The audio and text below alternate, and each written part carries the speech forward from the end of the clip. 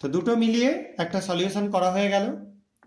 এবার এই সলিউশনটা একটু সামান্য আমি সেক করে রেখে দিলাম।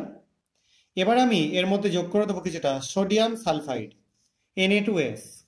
এটা আমি সলিউশন না করে জাস্ট একটা বিড বা একটা টুকরো আমি এর মধ্যে যোগ করছি। আপাতত এখানে বিড পাচ্ছি না, আমি এখানে ফ্লেক্স পাচ্ছি, সেটাই আমি যোগ করে দিচ্ছি।